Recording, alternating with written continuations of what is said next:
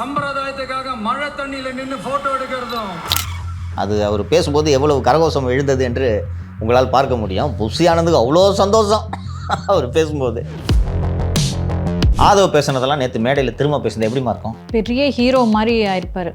இந்த விடுதலை சிறுத்தை தொண்டர்கள் எப்படி பார்த்திருப்பார்கள், அதை கூஸ் பம்ப் மொமெண்டா இருந்திருக்கும், கொண்டாடி இருப்பாங்க. சனாதன சக்திகளின் சதின்னு இந்த புத்தக வெளியீட்டு விழாவை சொல்றாருப்பா. இது எப்படி ஏற்றுக்க முடியும்? மீண்டும் மீண்டும் திருமாவளவன் பயன்படுத்தும் வார்த்தை, அந்த புத்தக வெளியீட்டு விழாவே சனாதன சக்திகளின் சதின்றாரு. கூட்டணி கட்சிகள் சார்ந்து எவ்வளவு பிரஷர் இருக்கும். திரு திருமாவர்கள் இன்னைக்கு அதற்கு பதில் சொல்லும்போது, விஜயோட மனது அந்த மேடையில் இல்லை, என் மீது தான் இருந்ததுன்றாரு. அது உள்ளபடியே நல்ல விஷயம் தானே. விஜய் அவர்கள் அந்த மேடையில் இருந்தாலும் திருமாவளவனை நினச்சிக்கிட்டு இருக்கிறது நல்ல விஷயம்தான். அந்த திருமா கூட நேற்று உட்காந்து பார்த்துட்டு அதுக்கப்புறம் தான் பேட்டி கொடுத்தாங்க. 30 ஆண்டு கால அரசியல் அனுபவம் கொண்ட ஒரு திருமா போன்ற ஒரு ஸ்காலரோட மேடையை பகிர்ந்துக்கிட்டு அவரோடு பேசுவது, ஒரே மேடையில் பேசுவது என்பதை விஜய் நிச்சயமாக எதிர்பார்த்து காத்திருந்தார். அது உண்மை. அதிமுக, தேமுதிக, தாவேக இது மூன்றும் இணைந்தால் 200+ கூட்டணி, 200+ எண்ணிக்கை கனவை தவிடுபடி ஆக்குவது சாத்தியமா சாத்தியமில்லையா? நேற்று சேகர்பாபுட்ட மைக்கு போடுறாங்க. ஆதவர்ஜனா யாருப்பா, யார் அதுன்னு கேட்குறாரு. தெரியாது உங்களுக்கு? அப்படி தானே. சபரி சண்டை போய் கேள்வி சொல்லுவார். 1150 கோடி வாங்கினீங்கல்ல, சபரி சண்டை போய் கேளுங்க சொல்லுவார். கம்முன்னு இருப்பா, திருப்பி கேட்டுற போகிறான். ஓட்டுக்கள் தான் சிதறும். அப்போது 15% வாங்கி 1-2 சீட்டு வாங்கி மீண்டும் திமுக ஆட்சியில் அமர்த்துறதை விஜய் விரும்புவார்.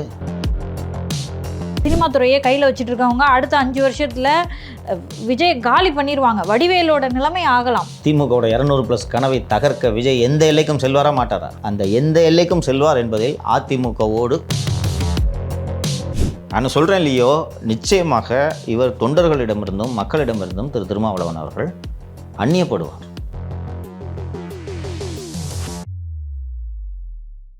வணக்கம் சவுக்கு மீடியா நேயர்களே. இன்றைய அரசியல் அரட்டையில் விஜய் அவர்கள் அனைவருக்குமான தலைவர் அம்பேத்கர் என்று ஒரு புத்தக வெளியீட்டு விழாவில் கலந்து கொண்டார்.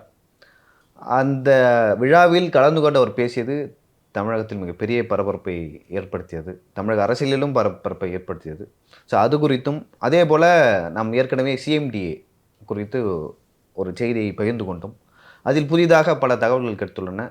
அது குறித்தும் பேச இருக்கிறோம். வாருங்கள் சார். வணக்கம். வணக்கம் லியோ சார். முதல்ல அந்த சிஎம்டிஏ அப்டேட் ஒன்று கொடுக்குறேன்னு சொன்னீங்க. சொல்லிடுறேன். உன் மேலே கம்ப்ளைண்ட் கொடுத்து சிஎம்டி எஃப்ஐஆர் போட்டாங்கன்றதுக்காக தானே சிஎம்டியை பற்றி திருப்பி போட்டு நோட்டிகிட்டு இருக்கிற நீ. தெரியுமா? நீங்கள் விட மாட்டீங்க. அது எப்படிப்பா விட்றது? என் தம்பி, நீங்கள் தப்பு பண்ணுறீங்க, நியூஸ் போடுறேன் தம்பி. அது நம்ம தொழில், நம்ம வேலை. அது நமக்கு சிஎம்டிஏக்கு ஏதாவது சொத்து தகராறு இருக்கா? இல்லை. நம்மக்கிட்ட நம்ம சோர்ஸு ஒரு தகவலை கொடுத்தாங்க. இன்றைக்கி அந்த பிவிஜி கான்ட்ராக்டை விட்டுட்டு போகிறாங்க. அந்த லெவலுக்கு ஆகிப்போச்சு அது. ரைட்டா? இவர் சேகர்பாபு படுத்துகிற பாடில் பிவிஜி அம்மா எனக்கு உங்கள் கான்ட்ராக்டை வேணாம், ஆளை கொடுங்க போனோம், போகிற லெவலுக்கு அது வந்துருச்சு. நம்ம அதில் இருக்க குறைபாடுகளை சொன்னோம். அந்த டாக்குமெண்ட் ஃபேக்குன்னு கிரிமினல் கம்ப்ளைண்ட் கொடுக்க வச்சு ஓ மேலே எஃப்ஐஆர் போட்டு என்னை அரெஸ்ட் பண்ணி குண்டாசு போடுறீங்கன்னா, அப்போ ஒரு பத்திரிகாரன் தொழில் பண்ணக்கூடாதா? இன்றைக்கி இருக்கக்கூடிய ஊடகங்கள் எந்த தவறையும் செஞ்சது இல்லையா? அதில் டேட்டு தான் தவறு. அது ஃபோர்ஜ்டு டாக்குமெண்ட் இல்லைன்றது புகார் கொடுத்த அந்த அதிகாரிக்கும் தெரியும், மெம்பர் செக்ரட்டரி அன்சுல் மிஸ்ராவுக்கும் தெரியும், அமைச்சர் சேகர்பாபுக்கும் தெரியும். நீங்கள் அவ்வளோ யோக்கியமா? இப்போ நீங்கள் சொல்கிறேன். இப்போ பாரு, 2023-24 பெரம்பூர் பேப்பர் மில்ஸ் ரோடில் மாடர்ன் மார்க்கெட்டுன்னு சொல்லிட்டு ஒரு நவீன அங்காடி ஒன்று உருவாக்குவதற்கு சட்டப்பேரவையில் முதலமைச்சர் அவர்கள் திரு சேகர்பாபு அவர்கள் பட்ஜெட்டில் அறிவிப்பு வெளியிட்டார். அந்த பட்ஜெட்டில் அறிவிப்புகள் வெளியிடும் போது எப்படி வெளியிடுவார்கள் என்பது உங்களுக்கு தெரியும். அந்த பட்ஜெட் அறிவிப்பில் அந்த திட்டத்தின் மதிப்பு 10 கோடி. இப்போது அரசு எப்படி இயங்குதுன்றதெல்லாம் உங்களுக்கு தெரியும். அமைச்சர் பேரவையில் ஹவுஸில் ஒரு அறிவிப்பு வெளியிடுறாருன்னா ப்ராப்பராக அசஸ் பண்ணி தான் அதை அறிவிப்பு வெளியிடுவாங்க. இப்போ அமைச்சர் 10 கோடி ரூபாய்க்கு அறிவிப்பு வெளியிட்டிருக்கிறார். அந்த 10 கோடி தொகையை எந்த அடிப்படையில் அமைச்சர் சொல்வார் என்றால், இது கட்டுறதுக்கு எவ்வளோ ஆகுன்றதுக்கு இன்ஜினியர்ஸ் எல்லாம் வச்சு ஒரு அசஸ்மெண்ட் போடுவாங்க இல்லைங்களா? சிமெண்ட் விலை எவ்வளோ, செங்கல் விலை எவ்வளோ, கம்பி விலை எவ்வளோ, லேபர் எவ்வளோ, இதெல்லாம் பார்த்துட்டு ஒரு அறிவிப்பை வெளியிடுவாங்க. இது 2023-24 பட்ஜெட்டில் வெளியிட்ட அறிவிப்பு. இப்போ இந்த 10 கோடின்றது விலை அதிகமாகி விட்டது, காஸ்ட் அதிகமாகிடுச்சு அப்படின்னு சொல்லிட்டு சிஎம்டி தரப்பில் சொல்லி ஒர்க் ஆர்டர் கொடுத்துட்டாங்க. காஸ்ட் எவ்வளோ அதிகமாகும்? 2023-24 பட்ஜெட்டில் வெளியிட்ட அறிவிப்பு இப்போ கட்டிகிட்டு இருக்காங்கன்னு வச்சுக்கோங்க. எவ்வளோ அதிகமாகும் காஸ்ட்டு? மேக்ஸிமம் வந்து ஒரு 20% மேலே தந்தார். 20% அதிகமான இப்போ 12 கோடிக்கு ஆயிருக்கும் இல்லைங்களா? 10 கோடின்றது படிக்கிறேன் இந்த டாக்குமெண்ட்டை. இங்கே சொன்னாங்கல்ல, டாக்குமெண்ட் எடுத்ததுக்கு எஃப்ஐஆர் போட்டாங்கல்ல. விலைவாசின்றது வந்து ஒரே இடையெல்லாம் ஏறுறாரு, கொஞ்சம் கொஞ்சமாக ஏறும். நம்ம சிஎம்டியில் இந்த டாக்குமெண்ட்டு ஃபோர்ஜ் பண்ணிட்டோன்னு சொல்லிட்டு சொன்னாங்கல்ல, டாக்குமெண்ட்டாக வந்து இருக்குது. இந்த டாக்குமெண்ட்டையும் போட்டு கம்ப்ளைண்ட் கொடுக்குறாங்களான்னு பார்ப்போம். நான் ஏற்கனவே உங்கள் அரசியலுக்கு அப்பால் நிகழ்ச்சியில் நாங்கள் பேசினோம். இந்த சிஎம்டிஏ மெம்பர் செக்ரட்டரி திரு அன்சுல் மிஸ்ரா அவர்கள் கன்சல்டன்ட் அப்பாயின்மெண்ட்டுன்னு பண்ணி அது மூலமாக தான் பணம் அடிக்கிறாரு.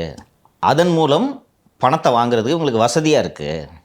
அதன் மூலம் தான் சேகர் பாபுவையும் சம்பாதிக்க வச்சு இந்த மினிஸ்ட்ரியை கிட்டத்தட்ட சிஎம்டியை தொடச்சிட்டாங்க. ஃபண்டே இல்லைன்றதை நான் சொல்லியிருந்த நிகழ்ச்சியில் உங்களுக்கு நினைவு இருக்கும். மினிஸ்டரோட அறிவிப்பு, development of modern market at paper mills road by CMDA at a value of 10 crores. சரிங்களா? 10/8/2023 அன்னைக்கு இதற்கான ஒப்புதல் வழங்கப்பட்டு விட்டது. சரிங்களா? மயிலாப்பூரை சேர்ந்த ஏகே ஆர்கிடெக்ட்ஸ் என்ற நிறுவனத்திடம் இது மாதிரி நாங்கள் கட்ட போகிறோம் அப்படின்னா அவர்களை இந்த திட்டத்துக்கு கன்சல்டண்ட்டாக அப்பாயிண்ட் பண்ணுறாங்க. சரிங்களா? ஃபஸ்ட்டு அதுக்கே ஒரு வெட்டி செலவு. மாலதே உங்களுக்கு தெரியும், சிஎம்டிஏலே இன்ஜினியர்ஸ் இருப்பாங்க. அவங்ககிட்ட ஏன்பா இது கட்டுங்கப்பா அப்படின்னு சொன்னால் இவங்க போட்டு பிளான் போட்டு சிவில் இன்ஜினியர்ஸ்லாம் இருப்பாங்களா, கட்ட போகிறாங்க. இவர் ஆனால் கட்ட மாட்டாங்க, கன்சல்டண்ட்டு கொடுக்குறாங்க. கன்சல்டன்ட் பேரையும் சொல்லிடுறேன், டாக்குமெண்ட்டை நம்ம போட போகிறோம். AK architects Mylapore. அந்த கன்சல்டன்ட்டு 10/8/2023 10 கோடி ரூபாய் சேங்ஷன் ஆகுது. அந்த கன்சல்டன்ட்டு அவங்களுக்கு கொடுக்குற அறிக்கையில் இதை கட்டுவதற்கு 23.50 கோடி செலவாகும்னு கொடுக்குறாங்க. திட்டம் வந்து 2.5 பங்கு ஆகிறதுங்கன்னா கேள்விப்பட்டிருக்கீங்களா? 150%, கிட்டத்தட்ட 150% கிட்ட அதிகமாகுது. அதிகமான உடனே இவங்க கேட்கணும், ஏன்பா 10 கோடிக்கு நாங்கள் மார்க்கெட்டு கட்டுறதுக்கு சொன்னால் நீ என்ன 23 கோடிக்கு கொடுக்குறது என்ன கணக்குன்னு கன்சல்டண்ட்டை கேள்வி கேட்கணும். எந்த கேள்வியும் கேட்கவில்லை. அப்படியே அதை எடுத்துக்கொண்டு டெண்டர் விடுறாங்க. இந்த மாதிரி மார்க்கெட்டு கட்டணும் அப்படின்ட்டு நீங்கள் இந்த அமௌண்ட் அரைவ் பண்ணிட்டீங்கன்னா அப்புறம் டெண்டர் கோட் பண்ணுறவன் எந்த அமௌண்ட்டு கோட் பண்ணுவான்? 3 பிட்டர் வர்றாங்க. இது என்னென்னா, இது விசாரித்தா தெரியும். 3 பிட்டருமே ஈரோடை சேர்ந்த கட்டுமான நிறுவனங்கள். ஒரு பிட்டர் வந்து விவேக் விஜய் அண்ட் கம்பெனி, 2வது பிட்டர் வந்து ஸ்மார்ட் இன்ஃப்ராடெக் டெவலப்பர்ஸு, 3வது பிட்டு என்எஸ் பெரியசாமி என்கோ. 3மே ஈரோடை சேர்ந்த நிறுவனங்கள். இவாலுவேஷன்லாம் பண்ணிவிட்டு விவேக் விஜய் அண்ட் கம்பெனி மற்றும் என்எஸ் பெரியசாமி ஆகிய கம்பெனி வந்து இருக்கிறதுல L1 அண்ட் L2 அதாவது குறைந்த காசில் கட்டுறதா சொல்லியிருக்காங்க. இதில் விவேக் விஜய் அண்ட் கம்பெனி 20,93,00,000 நாங்கள் இந்த மார்க்கெட்டை கட்டித்தரோன்னு சொல்கிறாங்க. பெரியசாமி என்ற நிறுவனம் 21,75,00,000 கட்டித்தரோம் அப்படின்னு சொல்கிறாங்க. அதற்கு பிறகு இப்படி தான் இந்த கவர்மெண்ட் ஆஃபீஸில் ரெக்கார்டு எப்படி பில்டு பண்ணுறாங்கன்றதுக்கெலாம் நீங்கள் இதை பார்த்தீங்கன்னா தெரியும்.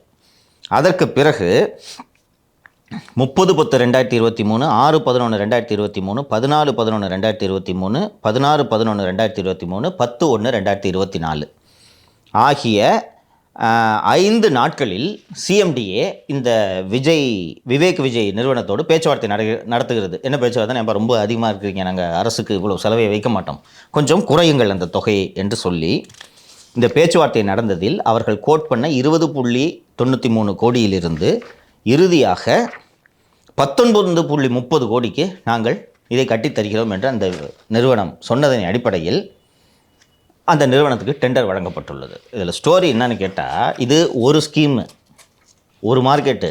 உங்களுக்கு நினைவு இருக்கும், கிட்டத்தட்ட 20 ப்ராஜெக்ட்ஸு சிஎம்டிஏ கடந்த வாரம் வட சென்னைக்குன்னு திறந்து வைத்தார். எல்லாமே இது போன்ற ப்ராஜெக்டுகள். 10 கோடி எங்கே இருக்குது, 25 கோடி எங்கே இருக்குது? இப்போ எவ்வளோ அடிக்கிறாங்கன்னு தெரியுதா? இப்போது எடுத்த உடனே நீங்கள் இப்போ 10 கோடி ப்ராஜெக்ட் எப்படி 23 கோடி ஆகுன்ற கேள்வி எழுமல்லவா? இதுக்கு தான் நடுவில் இந்த கன்சல்டண்ட்டை சொருகுவது. அன்சுல் மிஸ்ராவும் சேகர் பாபுவும் சேர்ந்து சிஎம்டிஏவை துடைத்து விட்டார்கள். சேகர் பாபு கேட்குறதில்ல, ஏன்னா ஹோம் டிபார்ட்மெண்ட் அவர் பார்த்துக்கிறார் அப்படின்றதுனால கேள்வி கேட்பதே இல்லை. சரிங்க சார், மிகவும் எதிர்பார்க்கப்பட்ட புத்தக வெளியீட்டு விழாது. திருமா அவர்கள் வந்து கலந்து கொள்ள மாட்டாரா அப்படின்னு சொல்லிட்டு மிகப்பெரிய எதிர்பார்ப்பு இருந்தது. அந்த எதிர்பார்ப்புக்கு மத்தியில் அவர் கலந்து கொள்ள மாட்டார் அப்படின்னு சொல்லி முன்னாரே தெரிந்து விட்டது. நம்ம தான் ஃபஸ்ட்டு பிரேக் பண்ணோம். நாம் அந்த மீட்டிங்கில் என்ன நடக்க போது, விஜய் என்ன பேசுவார்னு வரைக்கும் லாஸ்ட் எபிசோடில் பேசணும். விஜய் இப்படி தான் பேசுவார், இது விடுதலை சிறுத்தைகளுக்கு பெரிய செட்பேக்காக இருக்கும், அதே போல் ஆதுவாரியனும் இதில் வந்து கெயின் பண்ணுவார் அப்படின்னு சொல்லிட்டு பேசியிருந்தோம். அதே போல் விஜய் அவர்கள் வந்து டிஎம்கேவும் அட்டாக் பண்ணி பேசுவார், அம்பேத்கரை வந்து எந்த அளவுக்கு முடியுமோ அந்த அளவுக்கு ப்ரைஸ் பண்ணுவார். இதெல்லாம் நம்ம பேசிகிட்டு இருந்தோம். பேசி நம்ம என்ன பேசணுமோ அது அப்படியே தான் நடந்தது. விஜய் வந்து இந்த அளவுக்கு டிஎம்கேவை அட்டாக் பண்ணுவார் அப்படின்னு சொல்லிட்டு நான் எதிர்பார்க்கல. எனக்கு தெரிஞ்சு எங்கள் மேடையில் உட்காந்த கெஸ்ட்டும் விகடன் குழுமத்தின் தலைவராகட்டும், அதே போல் நீதியரசர் சந்துரு ஆகட்டும், ஆனந்த் டெல்டும் டே யாருமே வந்து எதிர்பார்க்கல இந்த அளவுக்கு வந்து அட்டாக் பண்ணுவார் அப்படின்னு சொல்லிட்டு. ஸோ அவர் அட்டாக் பண்ணார் அப்படின்னு சொல்லிட்டு கூட்டத்துலேருந்து ஒரு ஆரவாரம் வந்துச்சு. அதுலேருந்து நம்ம கண்டுபிடிச்சிடலாம் எந்த அளவுக்கு வந்து ரசிக்கிறாங்க டிஎம்கேவை வந்து. இந்த மாதிரி டிஎம்கே விமர்சிப்பதை மக்கள் எப்படி விரும்புகிறாங்க அப்படின்னு சொல்லிட்டு இவராவது பேசுகிறாரு அப்படின்னு சொல்லிட்டு அப்படி தான் பார்க்குறாங்க எல்லாம். நீங்கள் எப்படி பார்க்குறீங்க விஜயோட ஸ்பீச்சை? விஜய் பேசினதுக்கப்புறம் திரும்ப அவர்கள் வந்து ஒரு கருத்து சொன்னார். அதே போல் ஆதவ அர்ஜுனும் பேசினார். ஸோ இது வந்து எனக்கு தெரிஞ்சு 2026 தேர்தலுக்கான ஒரு பொறி இல்லைன்னா ஒரு விதை அந்த மேடையிலேருந்து தொடங்கியிருக்கு அப்படின்னு நான் நினைக்கிறேன். நீங்கள் என்ன நினைக்கிறீங்க? முழுமையாக உங்கள் கருத்தில் இருந்து நான் உடன்படுகிறேன் இல்லையோ. 2026 தேர்தலுக்கான பொறிதான் நேற்று விகடன் நடத்திய நிகழ்வு. அண்டு விஜய் அந்த அவரோட ஸ்பீச்சில் கடைசியாக முடித்த அந்த பஞ்ச் எனக்கு ரொம்ப பிடிச்சிருந்துச்சு. 200+ நீங்கள் போடும் கணக்கை மக்கள் மைனஸ் ஆக்குவாங்க அப்படின்னு சொன்னது எனக்கு பிடிச்சி. அதன் தொடக்கம் புள்ளி இல்லைங்களா. ஓவரால் என்னோடய அப்சர்வேஷனை சொல்லிட்டேன், அதுக்கப்புறம் நீங்கள் பேசுங்க. ஃபஸ்ட்டு வந்து விகடன் குழுமத்திற்கு வாழ்த்துக்களை தெரிவிக்க வேண்டும் என்று நான் நினைக்கிறேன். திரு அம்பேத்கர் அவர்களை இந்தியா போற்றக்கூடிய ஒரு தத்துவ ஞானி என்று தான் நான் பார்க்கிறேன். அவரோட ஸ்காலர்ஷிப் இருக்குல்ல, அவரோட ஸ்காலர்ஷிப்பு, அவரோட அந்த வீச்சு, அறிவு வீச்சு, வேறு யாரும் இந்த அளவுக்கு இவ்வளவு டீப்பாக மனித சமூகத்தை ஆராய்ந்ததில்லை. இந்தியாவிலிருந்து, உலகம் பூரா மிகப்பெரிய அறிஞர்கள் இருக்கிறார்கள், இந்தியாவிலிருந்து மனித சமூகத்தை இந்த அளவுக்கு நேசித்து ஆய்வு செய்தது கிடையாது அப்படின்ட்டு நான் பார்க்குறேன். நேற்று அந்த நிகழ்ச்சியில் பேசும்போது நீதிபதி திரு சந்துரு அவர்கள் தான் அதை குறிப்பிட்டார். அம்பேத்கர் இவ்வளோ எழுதுவாரான்றதே வந்து உலகத்துக்கு ரொம்ப தாமதமாக தான் தெரிஞ்சிச்சு.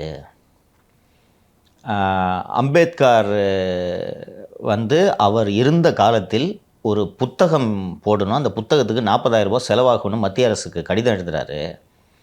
மத்திய அரசு அந்த பணத்தை 40,000 ரூபாய் கேட்டு கடிதம் எழுதுகிறாரு. மத்திய அரசு அது கொடுக்கல. அதனால் அவர் அந்த புத்தகத்தை பப்ளிஷ் பண்ண முடியல. அவர் செத்த பிறகு தான் அந்த புத்தகம் பப்ளிஷ் ஆச்சு அப்படின்னாரு. அந்த புக்கு தான் அம்பேத்கரோட மிகப்பெரிய ஒர்க்கான புத்தா அண்ட் இஸ் தம்மா அந்த புக்கு. இதெல்லாம் நான் கடலூர் சிறையில் தான் நான் படிக்கிறேன். நான்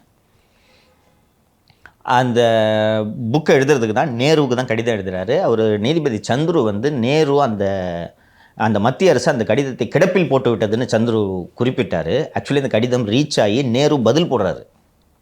இந்த ஆண்டு புத்தகங்களுக்கு என்று செலவிடுவதற்காக மத்திய அரசு வைத்திருந்த அந்த தொகையை நாங்கள் இந்த வருஷம் செலவு பண்ணுறோம், உங்களுக்கு கொடுக்க முடியாது. இத்தனைக்கும் நேரு கேபினெட்டில் லா மினிஸ்டர் அவர், கொடுக்க முடியாது அப்படின்னு சொல்லிடுறாரு. அம்பேத்கர் சாவறதுக்குள்ளே அந்த புக்கு பப்ளிஷ் ஆகி பார்க்கணுன்னு ஆசைப்படுறாரு, முடியல.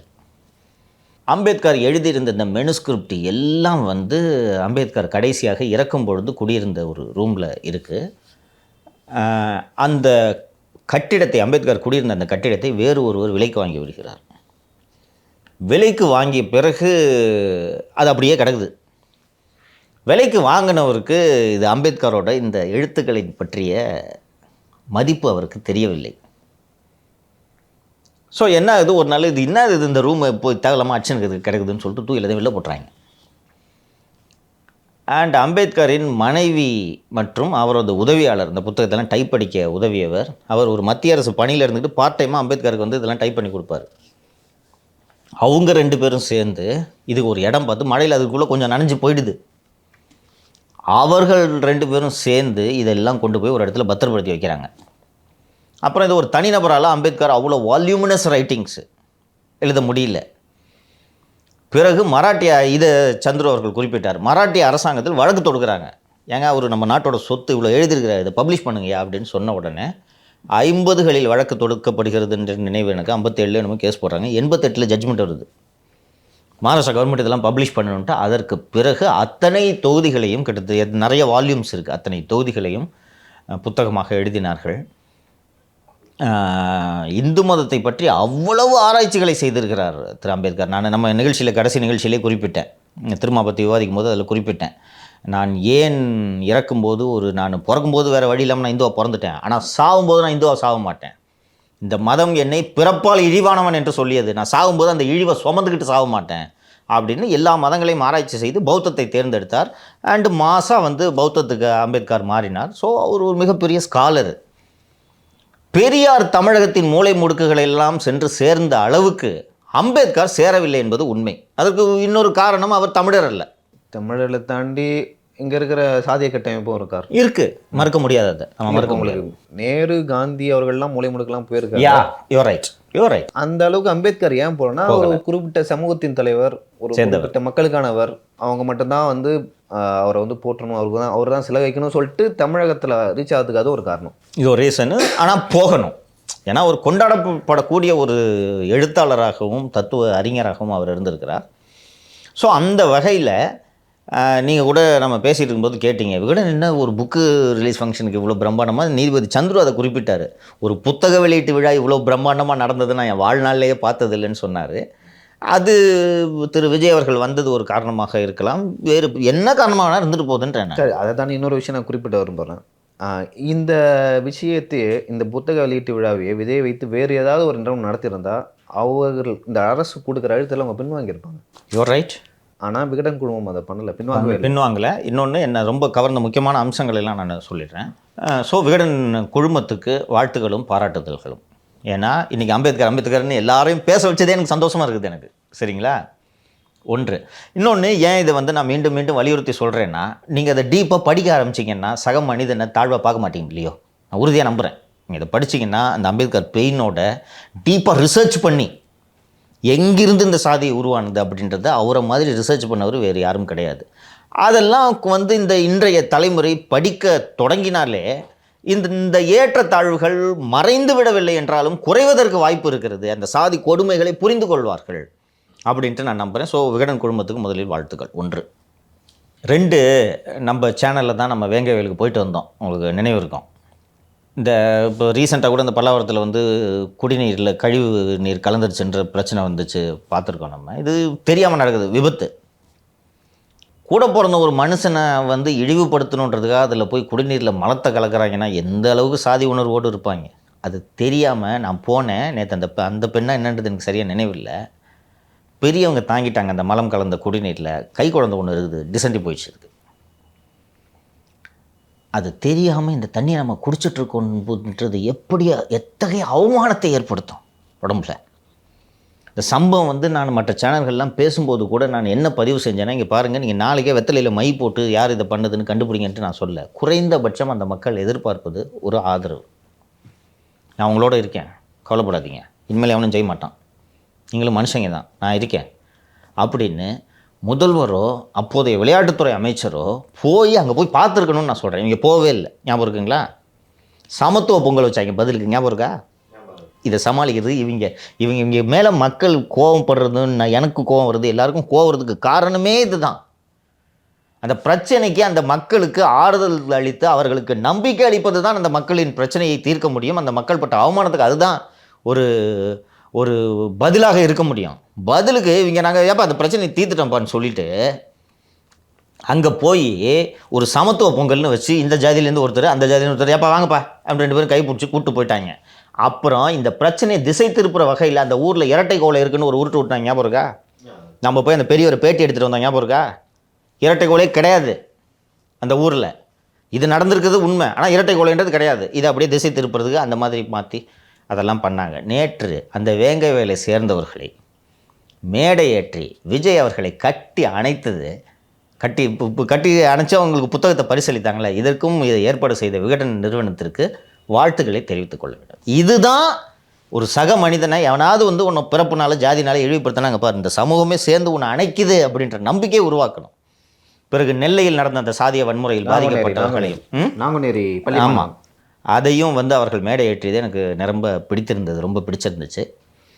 அதை தாண்டி அந்த அரசியல் விஷயங்கள் ஒன்று ஒன்றா பேசுவேன். எனக்கு இந்த ஓவராலாக அந்த நிகழ்ச்சியோட அப்சர்வேஷன் இதுதான். எனக்கு நான் ரொம்ப சந்தோஷமாக பார்த்தேன் இந்த நிகழ்ச்சியை. இது பின்னாடி இருக்க இந்த அரசியல் இதெல்லாம் விட இதை நான் ரொம்ப முக்கியமாக பார்த்தேன். சொல்லுங்கள், நீங்கள் என்ன ஃபீல் பண்ணீங்க? ஒரு புக் ஃபங்க்ஷன் அப்படின்றது இவ்வளோ பிரம்மாண்டமாக பார்த்ததில்ல. அது கிட்டத்தட்ட ஒரு திருவிழா மாதிரி நேற்று நான் ஃபீல் பண்ணேன். இது போக விஜய் பேசுனதில் எது உங்களுக்கு ரொம்ப முக்கியமான பாயிண்ட்டாக இருந்துச்சு? அரசியல் இதெல்லாம் இருக்கட்டும், நீ என்னப்பா முக்கியமான பாயிண்ட்டாக பார்த்த? இல்லை, ஆக்சுவலாக விஜய் வந்து எனக்கு தெரிஞ்ச ஒரு நல்லா ப்ரிப்பேர் பண்ணிட்டு தான் வந்து பேசியிருக்காரு. எங்கேயாவது வந்து அவர் ஸ்பீச்சில் ஏதாவது ஒரு சின்ன தவறு நடந்துருமோ, அதை வந்து திமுக ஐடிவிங்கோ இல்லை திமுக சேர்ந்தவர்களோ எங்கே கட்டம் கட்டுவாங்கன்னு நான் எதிர்பார்த்தேன்.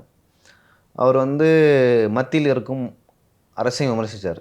மணிப்பூரில் அங்கே பத்து எரியுது அப்படின்னு சொல்லிட்டு, ஓகேங்களா? அதை விமர்சிக்காமல் நீங்கள் வந்து இங்கே மட்டுமே வேங்கைகள் மட்டுமே பேசியிருந்தீங்கன்னா வச்சுங்களேன், விஜய் பிஜேபி பேச மாட்டாரு அப்படின்னு சொல்லிட்டு கட்டம் கட்டியிருப்பாங்க. பட் அவர் வந்து ரொம்ப சாதுரியமாக காய நகர்த்தினார். ஒன்றிய அரசு வந்து மணிப்பூரில் வந்து எதுவுமே பண்ணலை, இன்னும் அங்கே எரிஞ்சிட்ருக்கு அப்படின்னு சொல்லிட்டு சொன்னார். அந்த மாதிரி வேங்கை வயல்லையும் அந்த மாதிரி நடக்குது, ஒரு துரும்ப கூட கிள்ளி போடல அப்படின்னு சொல்லிட்டு பொட்டில் அடித்த மாதிரி. வேறு எனக்கு தெரிஞ்சு தமிழ்நாட்டில் எந்த ஒரு அரசியல் கட்சி தலைவரும் ஒரு மாஸ் க்ரௌடு ஃபேன் இருக்காங்க, அவங்கள ஒரு பெரிய க்ரௌடு இருக்காங்க. அந்த க்ரௌடு இருக்க ஒரு அரசியல் தலைவர் பேச நான் வந்து பெரிதும் வரவேற்கிறேன். மணிப்பூர் விஷயத்தை வந்து முதல்வர் அவர்கள் கூட இப்படி பேசினாரா அப்படின்னு பார்த்தீங்கன்னா இல்லை, அவர் கூட பேசலை. ஸோ விஜய் எனக்கு பேசுனதில் வந்து அது ஆக்சுவலாக நம்ம வந்து சென்ட்ரல்லையும் கொஞ்சம் பண்ணார், ஸ்டேட்லேயும் பண்ணார், ஓகேவா? அந்த மத்திய அரசையும் பண்ணார், மாநில அரசையும் கண்டிச்சார். இன்னொரு விஷயம் நான் எப்படி பார்க்குறேன்னா, விஜய் அவர்கள் பேசுனதை அம்பேத்கரை வந்து எப்படி தூக்கி பிடிச்சாரு. லைக் எனக்கு தெரிஞ்சு திருமாவர்களுக்கு அடுத்து வந்து அம்பேத்கரை இந்த அளவுக்கு யாரும் பேசுனதில்லை. அவர் வந்து எங்கேருந்து வந்தார், எப்படி படித்தார், ஸோ எப்படிலாம் கஷ்டப்பட்டு படித்தார், எப்படி இந்த சமூகத்தில் முன்னேறினார் அப்படின்னு சொல்லிட்டு அவர் பேசுனது வந்து இன்னுமே லைக் எப்படி சொல்கிறது, தமிழ்நாட்டில் வந்து அம்பேத்கரை தெரியாத நிறைய தலைவர்கள் இருக்காங்க. அவங்களாம் வந்து விஜய் பார்த்து கற்றுக்கிட்டேன். ஏன்னா விஜய் வந்து அவர் ஒரு கட்டத்தில் சொல்லியிருந்தார், நான் இப்போ தான் படிக்க ஆரம்பிச்சிருக்கேன், நான் படிச்சுட்ருக்கேன், எனக்கு தெரிஞ்சிக்கக்கூடிய விஷயத்தில் வந்து நான் வந்து நிறைய விஷயங்கள் தெரிஞ்சுக்கணும், நீங்களும் படிங்க அப்படின்னு சொன்னார். எனக்கு தெரிஞ்சு இந்த ஷார்ட் டைம் பீரியடில் வந்து அவர் வந்து அம்பேத்கரை பற்றிய புரிதல் வந்து ஓரளவு அவருக்கு இருக்குது அப்படின்னு சொல்லிட்டு நான் நினைக்கிறேன். விஜய் பேசுனதில் ரொம்ப முக்கியமான விஷயத்தை விஜய் அவர்கள் கோடிட்டார். ஊடகங்களும் அதை சரியாக கவனிக்கலை. நிறைய பேர் அந்த முக்கியமான பாயிண்ட்டை விட்டுட்டாங்கன்னு நான் பார்க்குறேன். இன்றைக்கு இந்திய மக்கள் மனதில் எழுந்திருக்கக்கூடிய மிக முக்கியமான ஒரு சந்தேகத்தை விஜய் கோடிட்டு காட்டினார். விஜயும் அதை இன்னும் கொஞ்சம் ஸ்ட்ரெஸ் பண்ணியிருக்கணும், பட் இந்த அரசியல் ஆரவாரத்தில் அது மங்கி போய்விட்டது. தேர்தல் நியாயமாக நடைபெறுகிறது என்ற நம்பிக்கை மக்களுக்கு வேண்டும்னு சொன்னார். இது எந்த கான்டெக்ஸ்டில் அவர் பேசுகிறாருன்னா, சமீபத்திய மகாராஷ்டிரா தேர்தலில் தேர்தல் ஆணையத்தின் மீது எழுந்துள்ள சந்தேகத்தை தான் அவர் கோடிட்டு காட்டுகிறார். பார்த்து அது ரொம்ப முக்கியமானதாக நான் பார்க்குறேன். இங்கே இன்றைக்கி அரசு பொறுப்பேற்று விட்டது, ஃபட்னாவிஸ் முதல்வராகிவிட்டார். தொடர்ந்து நாம் விவாதித்தோம் இல்லையா, அந்த தேர்தல் ஆணையத்தை அந்த வாக்கு எண்ணிக்கைகளில் இருக்கக்கூடிய முரண்பாடு. அதற்கு பிறகு ஒரு விஷயம் நடந்திருக்கு. மகாராஷ்டிரா மாநிலத்தில் ஒரு கிராமத்தில் சந்தேகம் வருது அவங்களுக்கு. என்னென்னா, இந்த ஊரே காலங்காலமாக காங்கிரஸுக்கு ஓட்டு போட்டுங்குது, இங்கே எப்படி பிஜேபி ஜெயிக்கும், இந்த பூத்தில் அதுவும் எப்படி ஒரு ஓட்டு கூட பிஜேபி விடாமல் போகுது, காங்கிரஸுக்கு விடாமல் போகுது, இது ஒன்றும் சுத்தப்படாது.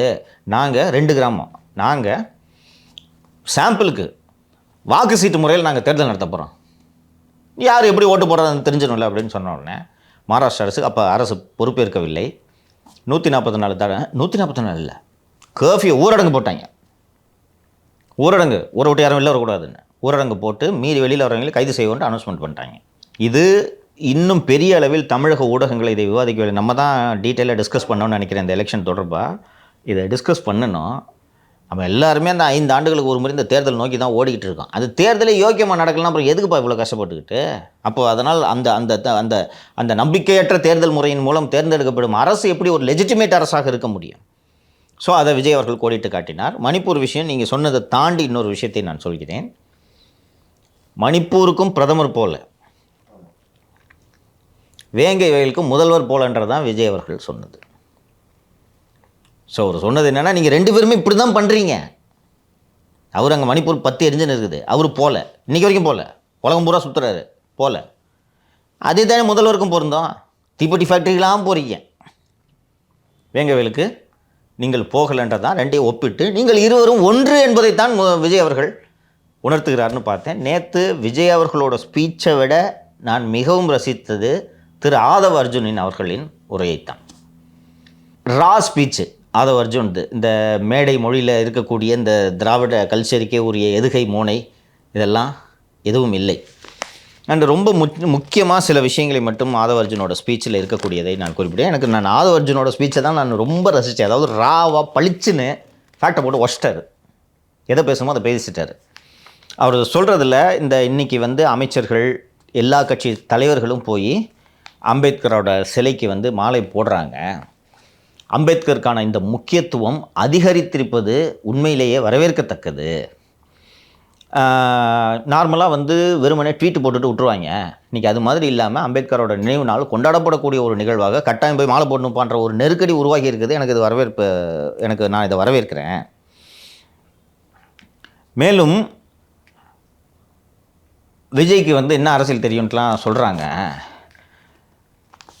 அரசியலை நாங்கள் கரைத்து குடித்தவர்கள் என்று சொல்லும் அரசியல் கட்சிகள் கூட அம்பேத்கரை மேடையேற்றவில்லை. ஆனால் விஜய் கட்சி தொடங்கும் போதே அம்பேத்கரை மேடையேற்றுகிறார். ஸோ அம்பேத்கர் பரவலாக ரீச் ஆவார். இது ரொம்ப வரவேற்க தகுந்த விஷயம் அப்படின்ட்டு பேசுகிறாரு. அண்ட் ஆட்சியிலும் அதிகாரத்திலும் பங்கு அப்படின்னு வெளிப்படையாக ஓப்பனாக அந்த குரலோடு விஜய் அரசியலுக்கு வருவது என்பது வரவேற்க தகுந்த ஒரு விஷயம். அண்ட் ரொம்ப பளிச்சுன்னு எல்லோரும் பேச தயங்கி முணு என்று ரகசியமாக அறைகளில் பேசி கொண்டிருக்கக்கூடிய ஒரு விஷயத்தை ஆதவர்ஜுன் பற்று மேடையில் போட்டு வச்சுட்டார். பேரை தான் சொல்லலையே தவிர ஊருக்கே தெரியும் அது என்ன மேட்டர்னு. சினிமா துறையில் அவரை சுற்றி 2000 கோடி வர்த்தகம் இருக்குது, அதை விட்டுட்டு வந்திருக்காருன்னு சொல்லிட்டு ஆதவர்ஜுன் அடுத்தது சொல்கிறது, ஒரு நிறுவனம் ஒட்டுமொத்த சினிமா துறையை கட்டுப்படுத்துகிறது. ஒவ்வொரு வாரமும் வெளியாகும் படங்கள் அந்த நிறுவனத்தால் கட்டுப்படுத்தப்படுகின்றன. இந்த ஊழலை விஜய் எடுத்து பேச வேண்டும். ரொம்ப அழகாக விஜய்க்கு இண்டிகேஷன் கொடுக்குறாரு. உங்கள் டிபார்ட்மெண்ட்டு நீங்கள் சார்ந்த துறை தான். அவர் இன்னும் அந்த சப்ஜெக்ட் டெப்த்தான சப்ஜெக்ட்டு டீட்டெயில்ஸ்லாம் எடுத்துகிட்டு நம்ம தனியாகவே ஒரு ஷோ இதுக்காக பண்ணலாம். இந்த வாரம் என்ன படம் ரிலீஸ் ஆகுது, எந்த படத்துக்கு தேட்டர் கிடைக்கணும், எந்த படத்துக்கு தேட்டர் கிடைக்கக்கூடாது, இது எல்லாத்தையுமே ரெட் ஜெயண்ட் தான் இன்றைக்கி முடிவு பண்ணுது. கேட்டாங்க அவர் உதயநிதி ரிசைன் பண்ணிட்டாருங்கன்னு சொன்னோன்னா, உதயநிதி ரிசைன் பண்ணிட்டாரு, செண்பகமூர்த்தி தானே பண்ணுறாரு. எல்லோரும் ரெட் ஜெயண்ட்டுன்றது மட்டும்தான் நமக்கு பெரிதாக தெரிகிறது. எல்லோரும் ரெட் ஜெயண்ட்டுன்னு பேசுகிறதுனால ஒரு 2-3 நிறுவனம் வச்சுருக்காங்க. அந்த 2-3 நிறுவனத்தோட தயாரிப்பாளர்லாம் யாருன்னு பார்த்தீங்கன்னா சூரியமூர்த்தி பேர் வரும், இன்னொரு பேர் வரும். இவர் ஆதவர்ஜுன் சொல்கிறது மாதிரி ஒட்டுமொத்த இண்டஸ்ட்ரியும் ரெட் ஜெயண்ட் இந்த குடும்பம் தான் கண்ட்ரோல் பண்ணுது. நீ இன்றைக்கி ஒரு படம் எடுக்கிற, ஒரு 5 கோடி ரூபாய் 6 கோடி ரூபாய் பட்ஜெட்டில் படம் எடுக்கிறேன்னா உனக்கு தேட்டர் கிடைக்காதுப்பா. தேட்டர் கிடைக்கணுன்னா ரெட் ஜெயண்ட் தான் அதை முடிவு செய்ய வேண்டும். இண்டஸ்ட்ரியில் யாரும் பேச மாட்டாங்க. பேசுனாங்கன்னா அவங்க ஒழிச்சு கட்டிடுவாங்க. விஜய் படத்தையே ஓரம் கட்டாங்களா இல்லையா?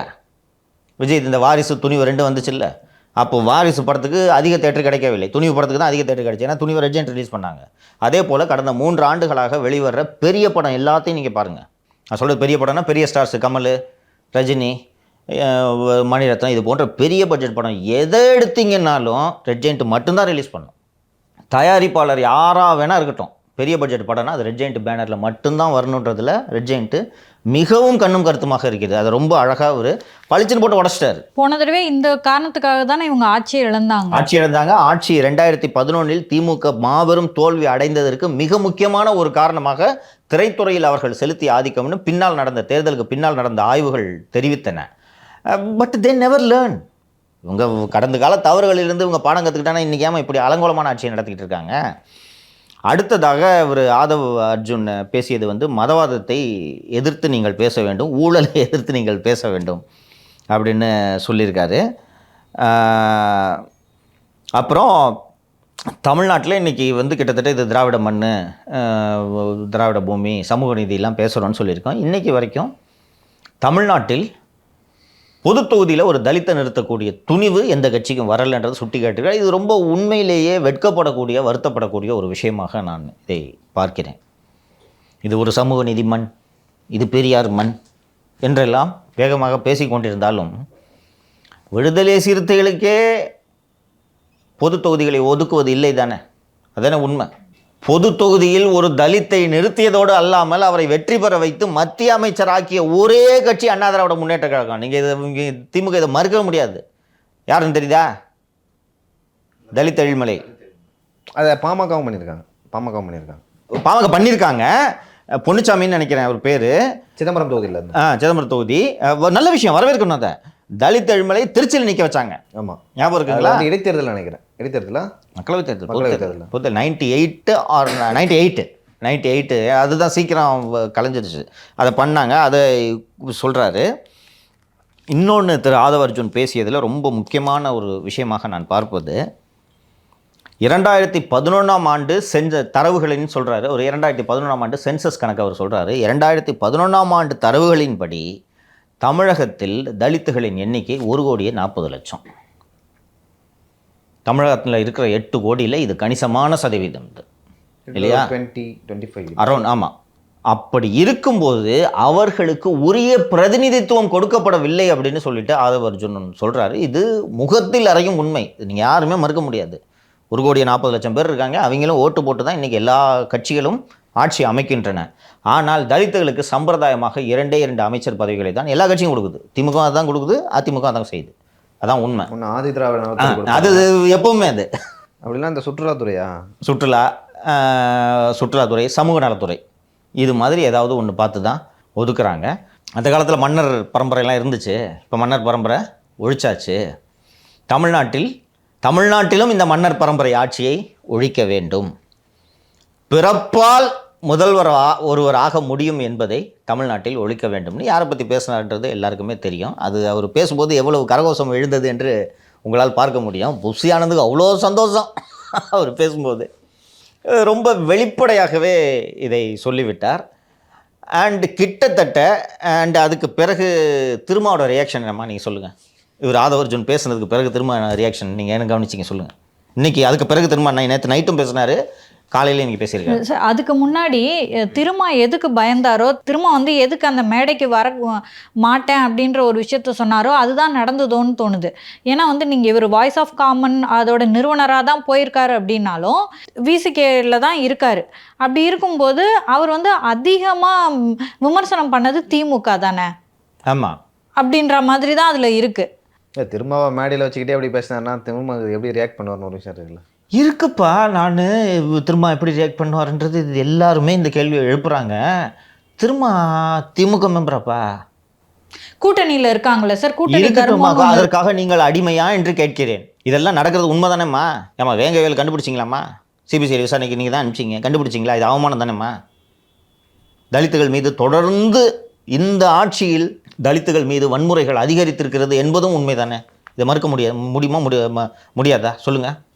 ஆதவ் அவர்கள் பேசினதை பற்றி திரும்ப என்ன சொல்லியிருக்காங்கன்னா, இது அவருடைய தனிப்பட்ட கருத்து, இந்த கருத்துக்கும் கட்சிக்கும் சம்மந்தம் இல்லை அப்படின்னு சொல்லியிருக்காங்க. அதுக்கப்புறமா அவங்க இவ்வளோ நாள் இத்தனை வருடங்களாக விடுதலை சிறுத்தைகள் என்ன கேட்டுட்டு இருந்தாங்கன்னா, ஆட்சியிலும் அதிகாரத்திலும் பங்கு, அதைத்தான் அவர் கேட்டிருக்காரு. ஆனால் அதை பற்றி திரும்ப சொல்லும்போது என்ன சொல்லியிருக்காங்கன்னா, அதுக்கான சாத்தியக்கூறுகள் இப்போ இல்லை அப்படின்னு சொல்கிறாரு. அப்போது ஒரு எளிய மனிதன் அதிகாரத்திற்கு வரக்கூடாது, அரண்மனையில் பிறந்த உதயநிதி தான் அதிகாரத்திற்கு வர வேண்டும் என்பதை திரும்ப ஒப்புக்கொள்கிறாரா? அது தேவைன்றாரு, ஆனால் அதுக்கான சாத்தியக்கூறுகள் இல்லைன்றாரு. அதற்கான சாத்தியக்கூறுகளை ஏற்படுத்துவதன் தான் தலைவன். புரியுதுங்களா உங்களுக்கு? அமெரிக்காவில் பஸ்ஸில் பக்கத்தில் நீங்கள் ஒயிட்ஸ் ஒன்லின்னு போர்டு இருக்கும், கேள்விப்பட்டிருக்கீங்களா? ஒரு காலகட்டம் வரைக்கும் 60கள் வரைக்கும் என்று நினைக்கிறேன். ஒயிட்ஸ் மட்டும்தான் டாய்லெட்ஸு, ரெஸ்டாரண்ட்ஸு, குறிப்பாக சவுத்தில் டாய்லெட்ஸு, ரெஸ்டாரண்ட்ஸில் ஒயிட்ஸ் ஒன்லின்னு போர்டு இருக்கும்பா. மார்ட்டின் லூதர் கிங் இதை நான் மாற்றுவேன் என்று போராட்டத்தில் இறங்கினார். இதை நான் மாற்றுவேன். காந்தியை தலைவனாக ஏற்றுக்கொண்டு சிவில் டிசோபீடியன்ஸ் மூமெண்ட்டில் தான் அது பெருமளவில் இன்றைக்கி அவமானமாக பார்க்குறாங்க. ஒரு தலைவன் அப்படி பேசுமா? மார்ட்டின் லூதர் கிங் அப்படி பேசியிருந்தால் சரியாக இருக்குமா? கருப்பர்களும் மனிதர்கள் தான், கருப்பர்களும் வெள்ளையர்களும் பிறப்பால் சமம்தான். இருந்தாலும் சமம் என்று சொல்வது சரிதான். ஆனால் சமம் என்பதற்கான நேரம் இப்போது வரவில்லை. ஆகையால் பேருந்துகளில் வெள்ளையர்களுக்கு மட்டும் தனியாக இருக்கை ஒதுக்கினால் நாம் அங்கே போய் அமரக்கூடாதுன்னு சொல்லுவாரா? மார்ட்டின் லூதர் கிங் சொல்லியிருந்தானா இத்தனை ஆண்டுகள் கழித்து அவர் ஒரு மாபெரும் தலைவராக உயர்ந்து இருக்க மாட்டார். புரிந்து கொள்ளுங்கள். நீங்கள் தானே கொண்டு வரும் லீடர் தானே நீங்கள். எளியவனுக்கும் அதிகாரம்னு சொன்னால் அப்போ ஏட்டளவில் எழுதி வச்சுருக்கீங்களா? நீங்கள் பெயருக்கு வைத்திருக்கிறீர்களா? அப்போது இன்னும் எனக்கு சொல்லப்போனால் மிஸ்பிளேஸ்டு ஃபெய்த்துன்னு சொல்லுவாங்க. திருமாவளவன் மீதெல்லாம் தவறாக நாம் நம்பிக்கை வைத்து விட்டோம்ன்ற எண்ணம் இல்லாமல் எனக்கு இப்போது வந்து விட்டது. உங்களோட கொள்கை தலித்துகளுக்கு அதிகாரம், எளியவர்களுக்கு அதிகாரம், தலித்துகளுக்கு பதவியில் அதிகாரத்தில் பங்கு வேண்டும்ன்றதெல்லாம் உங்கள் கட்சியின் அடிப்படை கொள்கை. இதை ஒருத்தன் பேசுகிறான்னா நீங்கள் அவங்களோட கை கோக்கணுமா, அவனை எதிரியாக பார்க்கணுமா? தொண்டர்களோட பல்ஸ்னு ஒன்று இருக்குது சார். எக்ஸாக்ட்லி, ரொம்ப இம்பார்ட்டண்டான பாயிண்ட் சொல்கிறீங்க. அது செல்வி ஜெயலலிதா அவர்கள் நல்லா பிடிப்பாங்க. ஸோ தொண்டர்கள் என்ன நினைக்கிறாங்க, அவங்கள்ட்ட எப்படி பேசலாம், யார் கூட கூட்டணி வச்சு தொண்டர்கள் ஏற்றுப்பாங்க. 2011 விஜயகாந்த் கூட கூட்டணி வைக்க வேண்டிய அவசியமே இல்லை செல்வி ஜெயலலிதா அவர்களுக்கு. ஏன் வச்சாங்கன்னா அப்போ வந்து ஒரு வளர்ந்து வரும் தலைவராக இருந்தார், அவர் கூட வச்சா மக்கள் அக்செப்ட் பண்ணிப்பாங்க அதை அப்படின்னு சொல்லிட்டு தான் உங்களுக்கு வந்து கிட்டத்தட்ட 24 தொகுதியில் தான் வந்து திமுக அன்னைக்கு வெற்றி பெற்றது. மூன்றாவது இடம் அவர் வந்து விஜயகாந்த் அவர்கள் எதிர்க்கட்சி தலைவராக வந்தார். ஸோ அந்த மாதிரி வந்து திரும்பவும் விடுதலை சிறுத்தைகள் கட்சியோட தொண்டர்களின் புரிதல் என்ன நினைக்கிறாங்க, எப்படி அவங்கள்ட்ட பேசணும், எந்த மாதிரி கூட்டணி வைக்கணும், என்ன எதிர்பார்க்குறாங்கன்னு சொல்லிட்டு புரிந்து கொள்ள நடந்த வேண்டும். இப்போது ஆதவர்ஜன் வந்து பேசுகிறாருன்னா அதுவும் விடுதலை சிறுத்தைகள் அந்த கூட்டத்தில் மது ஒழிப்பு மாநாட்டில் வந்து எல்லாம் போய் கை கொடுத்தாங்க பார்த்தீங்களா? நல்லா இருக்கு, அவ்வளோ வரவேற்பு ஆதவர்ஜனுக்கு. இப்போ விஜய் அவர்கள் பேசினார், அதையும் வந்து வரவேற்கிறாங்க மக்கள். ஏன்னா அதை வந்து விடுதலை சிறுத்தைகள் தலைவர் திருமாவளவன் அவர்கள் பேசியிருக்க வேண்டும். ஆதவர்ஜன் இப்போ பேசுகிறேன்னா திருமாவளவன் அவர்கள் பேசலை, அதனால் பேசுகிறார். இப்போ நாளைக்கே விஜய் அவர்களின் பின்னாடி போவாங்களா தலித்தினியர்கள், இல்லை திருமா அவர்களின் பின்னாடி போவாங்கன்னா ஆதவர்ஜன் பேசுகிறாரு எங்களுக்கு ஆதரவாக, அவர் விஜய் அவர்கள் பேசுகிறார் எங்களுக்கு ஆதரவாக, எங்கள் பக்கம் நிற்கன்றாங்க. இதோ வேங்கை வயலா பேசுகிறாரு, அப்போ அம்பேத்கரை பற்றி பேசுகிறாரு, திமுகவை எதிர்த்து பேசுகிறாரு, ஆதவர்ஜனும் பேசுகிறாரு, விஜயும் பேசும்போது அப்போ தலித் இளைஞர்கள் விடுதலை சிறுத்தைகள் கட்சியின் தொண்டர்கள் என்ன நினைப்பாங்கன்னா, நம்ம வந்து எங்களுக்கு வந்து சரியான தலைவர்கள், சரியான எங்கள் அரசியலில் பேசுகிறது வந்து இவங்க இருக்கிறாங்க. என்ன தான் திமுக கூட்டணியில் நாளைக்கு வந்து விடுதலை சிறுத்தைக்கு அதிகமாக சீட்டு கொடுத்தாலும் இல்லை பொது தொகுதியிலே கொடுத்தாலும் திரும்ப வந்து நாளைக்கே வேங்கை வேல் மாதிரி இன்னொரு இஷ்யூ நடந்தால் வந்து பேச மாட்டார். இப்போ கள்ளக்குறிச்சி கள்ளச்சாராயம் நடந்ததில்ல, அந்த விஷயத்தில் வந்து பெருசாக ரியாக்ட் பண்ணல, 10 லட்சம் வாங்கி கொடுத்தாரு, அதோட வந்து ஸ்டாப் பண்ணிக்கிட்டார். ஸோ வந்து அது வந்து தொண்டர்களோட மனதை புரிந்து கூட அவங்களோட பல்ஸை பிடிக்கணும், அவங்க என்ன எதிர்பார்க்குறாங்கன்றதை நம்ம பண்ண வேண்டும். அப்படி பண்ணலைன்னா வந்து அந்நியப்பட்டு போவீங்க. ஆமாம். அண்டு லியோ, இப்போது நான் வட தமிழகத்தில் இருக்கக்கூடிய பறையர் சமூகத்தை சேர்ந்த ஒரு இளைஞன்னு வச்சுங்க. தலித் சமூகத்தை சாராத விஜய் அவர்கள் தலித்துகளுக்கு அதிகாரம் வேணும், அதிகார பகிர்வு வேண்டும்னு விஜய் அவர்கள் பேசுகிறார். அதே கட்சியை சேர்ந்த தலித் அல்லாத ஆதவர்ஜுன் அவர்கள் ஏன் தலித்துக்கு அதிகாரம் கொடுத்தா என்ன, தலித் ஒரு முதல்வரானா என்ன அப்படின்னு பேசுகிறாரு. இன்றைக்கி ஒரு தலித்து கட்சியாக இருக்கக்கூடிய ஒரு கட்சி அதிகாரத்தில் பங்கு கொடுத்தா தான் இருப்போம், இல்லைன்னா நாங்கள் கிளம்புறோம் அப்படின்னு சொல்கிறது அந்த பறையர் சமூக இளைஞன் விரும்புவானா?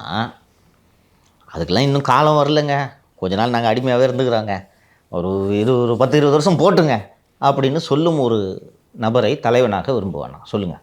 இப்போ நீங்கள் சொன்னீங்கல்ல மக்களோட பல்ஸை புரிஞ்சுக்கணுன்னு. இப்போ நான் ஒரு பறையர் சமூக இளைஞனாக இருந்தேன்னா நான் எதை விரும்புவேன் சொல்லுங்கள்? எல்லோருக்கும் அதிகாரம், எல்லோருக்கும். இன்னைக்கு இதை சாத்தியப்படுத்தணும்னு ஒருத்தர் பேசுகிறாங்க, அவங்க பின்னாடி போவாங்களா? அது லட்சியம், ஆனால் அது இப்போ சாத்தியம் இல்லை. அப்போ அது ஒரு லட்சியம் இப்போ சாத்தியம் இல்லைன்னு சொல்கிறதுக்கு நீங்கள் எதுக்கு சார் லீடராக இருக்கீங்க? விளக்கம் கேட்போன்னு சொல்லியிருக்காங்க ஆதவர்ஜன். இப்படி தான் பேசுவேன்ட்டு விளக்கம் கொடுக்குறாரு, என்ன பண்ணுவீங்க? அண்டு உள்ளபடியே திருமா அவர்கள் தொண்டர்களிடமிருந்து அந்நியப்படுவார். இன்றைக்கி நான் என் கருத்தை சொல்லிடுறேன், அதுக்கப்புறம் நீங்கள் சொல்லுங்கள். திருமாவளவனுக்கு ஏன் இந்த நெருக்கடி, எதற்காக அவர் தனது கட்சியை சேர்ந்த தான் முதல்வராக வேண்டும் என்று பேசக்கூடிய, தனது கட்சியின் லட்சியங்களை நிஜமாக்க வேண்டும் என்று பேசக்கூடிய ஆதவர்ஜுன் மீது ஒழுங்கு நடவடிக்கை எடுப்பேன் என்று திருமா அவர்கள் பேசிவிட்டு இந்த மிக முக்கியமான அம்பேத்கர் புத்தக வெளியீட்டு விழா நிகழ்ச்சியில் கலந்து கொள்வதை கூட திருமா தவிர்ப்பதற்கு காரணமாக நான் புரிந்து கொள்வது, அவரையும் ஆதவர்ஜுன் நம்ம ஏற்கனவே பேசியிருக்கோம், அவரையும் ஆதவர்ஜுனையும் தவிர கட்சியில் எவனுமே இருக்க மாட்டான். இந்த வடிவேலு வின்னர் படத்தில் திரும்பி பார்ப்பார்களா, திரும்பி பார்த்தா என்ன யாரையும் காணான்ட்டு, அது மாதிரி இவரும் ஆதவர்ஜுனை தவிர பின்னாடி திரும்பி பார்த்தா ஒருவருமே இருக்க மாட்டார்கள் என்று அஞ்சுகிறாரோ என்று எனக்கு தோன்றுகிறது. இவர்கள் போய்விடுவார்கள் என்பதில் எனக்கும் சந்தேகம் இல்லை. ரவிக்குமார், பாலாஜி, சிந்தனை செல்வன், ஆலூர் ஷானவாசு இவர்களெல்லாம் இன்றும் திமுக உறுப்பினர்கள் தான். அதனால் இவர்கள் நிச்சயமாக போய்விடுவார்கள் என்பதில் எனக்கு சந்தேகம் இல்லை. ஆனால் தொண்டர்கள் யாரோடு இருப்பார்கள்? திருமாவோடு தான் இருப்பாங்க. இன்றைக்கி ஆதவ் கொஞ்சம் நீங்கள் சொல்லுங்கள் மாலதி, ஆதவ் பேசுனதெல்லாம் நேற்று மேடையில் திரும்ப பேசுனது எப்படிமா இருக்கும்? பெரிய ஹீரோ மாதிரி ஆயிருப்பார். எப்படி இருந்திருக்கும்? இந்த விடுதலை சிறுத்தை தொண்டர்கள் எப்படி பார்த்திருப்பார்கள்? அதை கூஸ் பம்ப் மொமெண்ட்டாக இருந்திருக்கும், கொண்டாடி இருப்பாங்க. ஐயா திரு ராமதாஸ் அவர்கள் நாம் சொல்கிறவங்க தான் முதல்வர், 80 சீட்டை நம்ம பிடிச்சிட்டோன்னா நாம் கை காட்டுற ஆள் தான் முதல்வராக இருக்க முடியும்னு சொல்லும்போது அந்த தொண்டர்கள் எப்படி பேசுவாங்க? திரு ராமதாஸ் அவர்களும் இன்றைக்கி இப்படி பேசலாம்ல, கொஞ்சம் யோசிச்சு பாருங்கள். 2 தலைவர்களையும் ஒப்பிடுவோம். 10.5% குடு. இப்போவே நாங்கள் ஒடுக்கப்பட்டவங்க, பிற்படுத்தப்பட்டவங்க, வெயிட் பண்ணிட்டோம், எங்களுக்கு இப்போ கொடு, வாங்கி கொடுக்கலன்னா ஆதரவு வாபஸ், கூட்டணி உடைப்பேன், கொடுக்குற கட்சி கூட தான் கூட்டணி பேசுகிறாங்களா? பேசுகிறான். பாமக தொண்டர்கள் அவர்களை எப்படி கொண்டாடுகிறார்கள்? ராமதாஸ் ஐயாவை உயிரை கொடுக்குறான். இதே ராமதாஸ் 10.5% வேணும், ஆனால் அது இப்போது சாத்தியம் கிடையாது, ஒரு 10 ஆண்டுகள் கழித்து அதை பற்றி பேசுவோம்னு சொன்னால் நீலாம் லீடரானு போயிட்டே இருப்பாங்க. கரெக்டா? ஸோ தங்களது கட்சியின் அடிப்படை கொள்கைகள் இன்னும் சொல்ல போனோன்னா இன்றைக்கி அது சாத்தியமாகக்கூடிய சூழல் ஏற்பட்டிருக்கிறதுன்னு நான் பார்க்குறேன். இப்போ ஆதவ் அர்ஜுன் வந்து நீங்க மன்னர் மாதிரி தாத்தா அப்பா மகன் அப்படின்னு சொல்லிட்டு அடுத்தடுத்து முதல்வர் ஆயிட்டு இருக்கீங்க. அதுக்கப்புறம் ஊழலை பத்தி பேசுங்க, ஒரே நிறுவனம் வந்து இந்த முழு சினிமாவையும் கட்டுப்படுத்துது இப்படின்னு சொல்றதெல்லாம் பிஜேபியோட வாய்ஸா ஆதவ் ஒலிக்கிறாரு அப்படின்னு சொல்றாங்க. ஒருவேளை திரும்ப அங்கே இருக்கும்போது அப்போ அவருக்கும் இந்த மாதிரியான சிக்கல் தானே வரும், பிஜேபி மாதிரி பேசுகிறாங்க அப்படின்ற பார்வை தானே வரும். பாருங்க மாலதி, குடும்ப ஆட்சி ஒழிய வேண்டும் என்று சொல்வதை பிஜேபி சொன்னாதான் என்ன? நான் கேட்குறேன். பிஜேபி குடும்ப ஆட்சி என்ற ஒரு விஷயத்தை பேசிவிட்டது என்பதற்காகவே இல்லை நான் குடும்ப ஆட்சியை வரவேற்கிறேன்னு பேச முடியுமாம்மா? அதற்காக பிஜேபி பேசுகிற மதவாதத்தை நீங்கள் பேசுனீங்கன்னா தாம்மா தவறு. குடும்ப ஆட்சி ஒழியணும்னு சொல்கிறது யார் சொன்னால் என்னம்மா? நேற்று மேடையில் பேசிய திரு ஆதவ் அர்ஜுன் அவர்களே குடும்ப ஆட்சி ஒழிய வேண்டும் என்று சொன்னது, இந்த மன்னர் ஆட்சி ஒழிய வேண்டும் என்பதெல்லாம் ஒரு புறம் சொன்னாலும் மதவாதத்துக்கு எதிராக பேசுங்கிறத சேர்த்து சொன்னாரா இல்லையா? அவர் எப்படி சங்கின்னுவீங்க நீங்கள்? அப்போது தானே இவர் பிஜேபி குரலாக ஒலிக்கிறாருன்னு சொல்லணும். இந்தியாவில் இந்துக்கள் தான் ஆள வேண்டும்னு ஏதாவது பேசியிருக்காருன்னு வச்சுங்களேன், இவர் சங்கின்னு நானே சொல்லுவேன், ஆதவ சங்கின்னு. ஆனால் மதவாதத்துக்கு எதிராக பேசுங்கள் அப்படின்னு சொல்கிறார். இன்னொன்றுமா, நீங்கள் தலித்துகளுக்கு அதிகாரம்னு பேசினாலே நீங்கள் பிஜேபிக்கு எதிரி. கரெக்டா? ஆர்எஸ்எஸோட தலைவராக தலித் ஆக முடியுமாப்பா? முடியாது. நீங்கள் அலங்காரமாக குடியரசுத் தலைவராக ஒரு தலித்தை ஆக்குவீர்கள், குடியரசுத் தலைவராக ஒரு பழங்குடியினரை ஆக்குவீர்கள். ஆர்எஸ்எஸ் தலைவராக ஆக்குவீங்களா? அங்கே சித்பவன் பிராமின் தான் ஆக முடியும். கரெக்டுங்களா? தலித்துகளுக்கு அதிகாரம்னு பேசுனீங்கனாலே நீங்கள் பிஜேபிக்கு நேர் எதிர் நிலைப்பாட்டில் இருக்கிறீர்கள். இதுதான் மாலதி திரிக்கிற வேலை. நீங்கள் அம்பேத்கரை ஏற்றுக்கொண்டாவே முடிஞ்சு போச்சு. முடிஞ்சு போச்சு. அம்பேத்கரை ஏற்றுக்கொண்டீர்கள் என்றாலே நீங்கள் இந்து மதத்திற்கு எதிரானவர்கள் என்று அர்த்தம் இல்லையா? சாதி என்ற அமைப்புக்கு எதிரானவர்கள் என்று அர்த்தம், சனாதனத்திற்கு எதிரானவர்கள் என்று அர்த்தம். சனாதனத்தை ஒழிக்கணும்னு திரு ஆதவ் அர்ஜுன் அவர்கள் மேடையில் பேசிக் கொண்டிருக்கிறார். திருமாவளவன் சனாதன சக்திகளின் சதின்னு இந்த புத்தக வெளியீட்டு விழாவை சொல்கிறாருப்பா. இது எப்படி ஏற்றுக்க முடியும்? மீண்டும் மீண்டும் திருமாவளவன் பயன்படுத்தும் வார்த்தை, அந்த புத்தக வெளியீட்டு விழாவே சனாதன சக்திகளின் சதின்றாரு. முன்னாடி திமுகவில் இருக்க தலைவர்கள் தான் அப்படி பேசுவாங்க.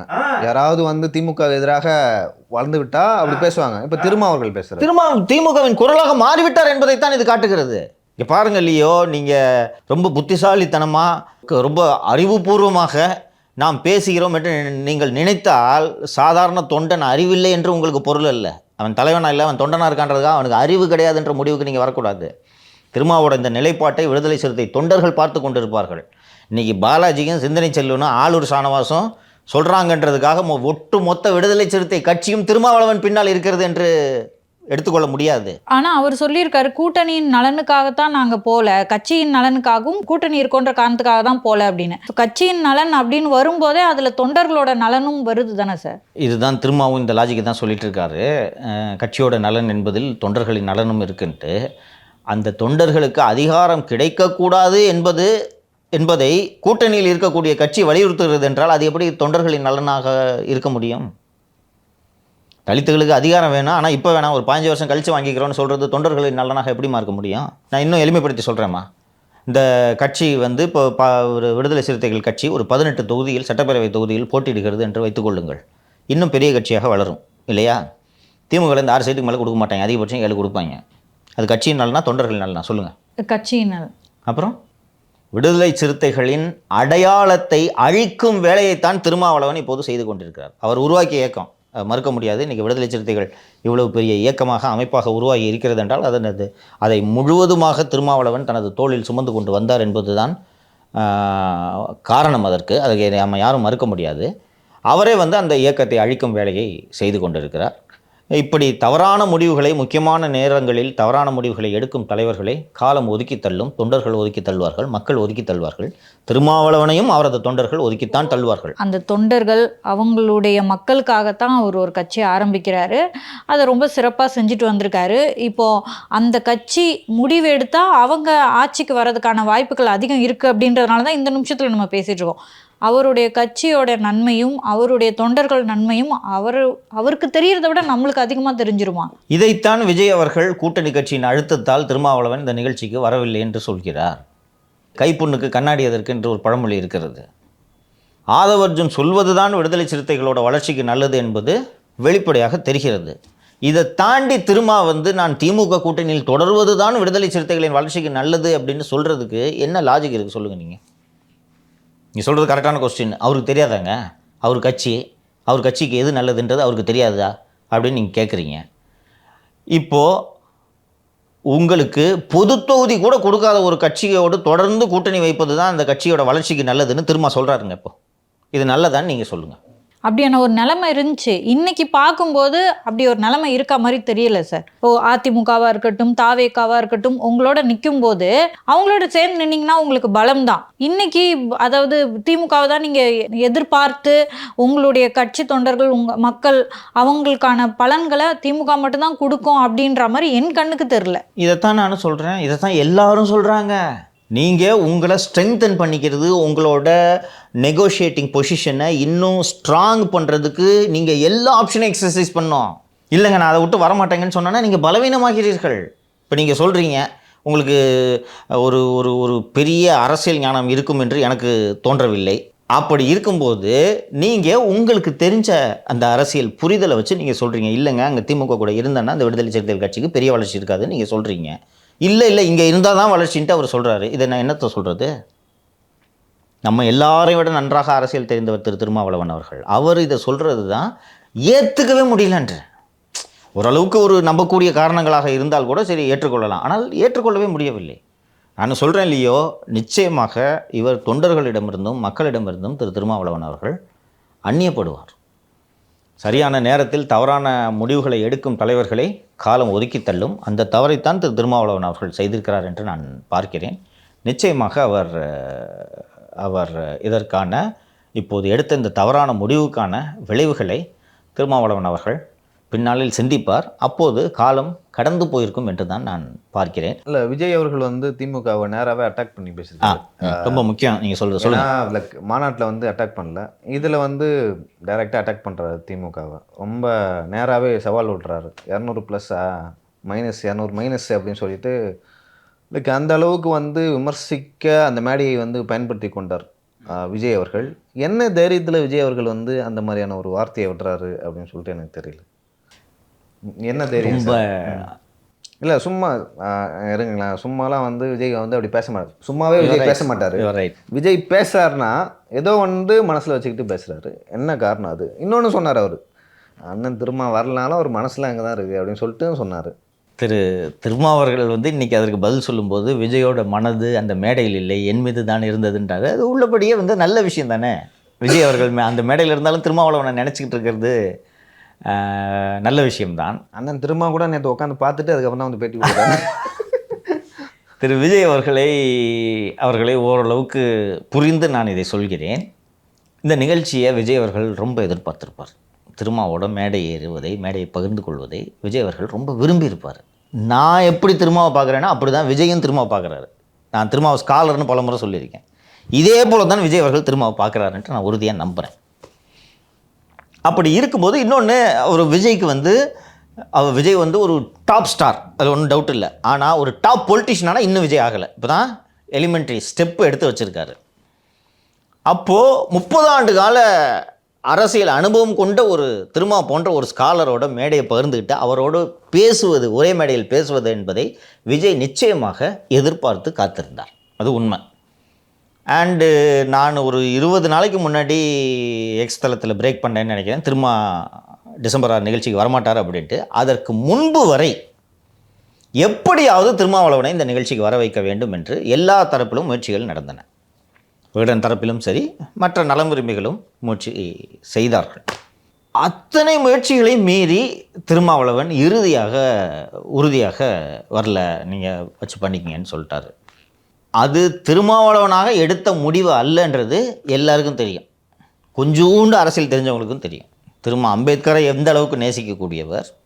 அண்டு அவர் வெளியிடுவதாக இருந்த அந்த நூலை விஜய் வருவதால் தான் அம்பேத்கர் திருமாவளவன் அவர்கள் தவிர்த்திருக்கிறார். அதற்கு என்ன காரணம் இருக்க முடியும்ன்றது யாருடைய அழுத்தம் என்பதெல்லாம் விஜய் கடைசியில் சொல்லிட்டாரு, தெரியும். அண்டு விஜய் அவர்கள் விக்கிரவாண்டியில் அந்த மாநாட்டை நடத்தி முடித்த பிறகு ஒவ்வொரு கட்சி தலைவர்களிடமும் கருத்து கேட்கும்போது எடப்பாடி பழனிசாமி அவர்கள் கட்சி தொடங்கியிருக்காருங்க, வாழ்த்துக்கள், நல்லா பண்ணிட்டுங்க, நல்ல விஷயம் அப்படின்றார். திமுக ஆர்எஸ் பாரதி ஏதோ சொன்னார், மறந்துட்டேன் நான். ஆனால் திமுகவின் கூட்டணி கட்சிகள் அத்தனையும் விஜய் அவர்கள் மீது விழுந்து பிராண்டின. முதல் நாள் வரை என் தம்பி என்று சொல்லிக் கொண்டிருந்த சீமான் மிக கடுமையான விமர்சனங்களை விஜய் அவர்கள் மீது வைத்தார் அப்படின்றதெல்லாம் பார்க்குறோம். இதற்கெல்லாம் பின்னணியில் யார் இருக்கிறார்கள் என்பதை விஜய் அவர்கள் புரிந்து கொண்டிருப்பார். ஒரு அரசியல் கட்சி இன்னொரு அரசியல் கட்சியை போட்டியாக நினைப்பது என்பது வேறு. ஆனால் ஜென்ம எதிரியாக தன்னை கருதுகிறார்கள், அதுவும் கட்சி தொடங்கி 2 மாதம் கூட இல்லாத தன்னை இப்படி கருதுகிறார்கள் என்பது விஜய் அவர்களை ரொம்ப ஹர்ட் பண்ணியிருக்கு அப்படின்ட்டு நான் பார்க்குறேன். லியோ சொன்னது மாதிரி விஜய் யோசிக்காமல் அந்த வார்த்தைகளை, ஏன்னா என்ன பேச போகிறோன்றதெல்லாம் நல்லா முடிவு பண்ணிட்டு தான் விஜய் வந்திருப்பார், யோசிக்காமல் அந்த வார்த்தையை சொல்லியிருக்க மாட்டார். 200+ன்ற உங்கள் கூட்டணி கணக்கை மக்கள் மைனஸ் ஆக்குவார்கள் அப்படின்றது திமுகவை நோக்கி நேரடியாகவே விஜய் அவர்கள் சொல்லிவிட்டார். சரி, இப்போ லியோவோட கேள்வி என்னன்ட்டு நான் புரிஞ்சுக்கிறேன்னா, இது எப்படி சார் சாத்தியம், விஜயால் என்ன பண்ண முடியும்? சரி, சிம்பிளாக ஒரு சினாரியோ ஒர்க் அவுட் பண்ணுவோமா? இப்போ விஜய் அவர்கள் தனியாக போட்டிடுறாரு இல்லையா? இப்போ விஜயால் திமுகவை தோக்கடிக்க முடியுமா? சொல்லுங்கள். முடியாது. நீங்கள் சொல்லுங்கள் மாலதி. முடியாது. முடியாது. கொஞ்சம் கூட முடியாதா திமுக தோக்கடிக்க? 1-2 தொகுதியில் அதிகபட்சம். அதுவும் ஃபுல் ஃபோர்ஸை இறக்குனா இருக்குதே, அவரும் புசியானது தான், எத்தனை ஃபோர்ஸ் இறக்குவார்? சரி, ரொம்ப ட்ரை பண்ணுறாரு, பண்ணால் திமுக தோக்கடிக்க முடியுமா? நான் கேட்குறது 1-2 தொகுதி பற்றிலாம் பேசலை. திமுக தோக்கடிக்க முடியுமா? முடியாது. முடியாது. அண்ட் விஜய் சொன்ன வார்த்தை என்ன? 200+ஐ ஜனங்க மைனஸ் ஆக்குவாங்க. சரி, ஸோ இப்போது விஜய் நம்ம என்ன பேசணுன்றது தெரிஞ்சு தான் பேசினார். ஸோ இப்போ இந்த 200+ஐ தவிடுபடி ஆக்குவதற்கு ஒரே வழி என்ன? விஜய் முன்னால் இருக்கக்கூடிய ஒரே வழி என்ன? கூட்டணி. யார் கூட? அதிமுக, விசிக, யாரெல்லாம் வராங்களோ அவங்களோட கூட்டணி. சரி, யார் வருவார்கள் சொல்லுங்கள். அதிமுக விட்டுருங்க, மீதி கட்சியை சொல்லுங்கள். வேறு யார் வருவா? வேறு யாரும் சொல்லுங்கள். அவங்களுக்கு என்னென்ன கட்சி இருக்குது தமிழ்நாட்டில்? எவ்வளவோ கட்சி அதுக்கான வாய்ப்பு இருக்குது. ஓகே, பாமக ஒன்று. தேமுதிகவா? சரி, சேர்த்துங்க. தேமுக அண்ணன் வேல்முருகன் அவர்கள் வரதுக்கான வாய்ப்பு இருக்குது. அவர் அண்ணன் அந்த பாக்கெட்டில் செல்வாக்கு உள்ளவர், நான் மறுக்கல. சரி, அவர் வரதுக்கான வாய்ப்பு இருக்குது. பாமக, விஜய், பாமக, தேமுதிக. நீங்கள் சொல்கிறது இதெல்லாம் சாத்தியமே கிடையாது. தேமுதிகலாம் இருந்தாலும் நீங்கள் சொல்கிறதுனால நான் ஏற்றுக்கிறேன். தேமுதிக வேறு அவர்லாம் அரசியல் கட்சியில் இருக்காங்க. இப்போ இன்னொன்று சார், அப்போ அந்த சரத்குமார் கட்சி, அது ஒன்று சேர்த்துட்டாரு. ஓகே ஓகே, மன்னிக்கணும். யோசிச்சு எழுந்திரிச்சு நீங்கள் வேறு, அது வரலாற்று சம்பவம் தமிழ்நாட்டை பொறுத்தவரையும். இப்போ விஜய் கண்டிப்பா ஜெயிச்சிருவாருனா தான் இவங்கலாம் கூட கன்சிடர் பண்ணுவாங்க. பியூட்டிஃபுல், கரெக்டாக சொன்னீங்க. தேமுதிக அவங்க சும்மாவே விஜய் கூப்பிடுறதுக்காகலாம் போயிட முடியாது. திருமதி பிரேமலதா உறுதியாக சொல்லிட்டார், எங்கள் கூட்டணி தொடரும்ட்டார். அவங்க வேவரிங் இல்லாமல் தெளிவாக இருக்காங்க. ரொம்ப நல்ல பாண்டிங், நல்ல அண்டர்ஸ்டாண்டிங்கில் தேமுதிக அதிமுக கூட்டணி இருக்கிறது. சரியா? பாமக டவுட்ஃபுல், பாமக போகாது. பாமகவே அதிமுக கூட்டணி வந்தாலும் இல்லை அதிமுக ஏற்றுவாங்களா இல்லைன்னு சந்தேகம்.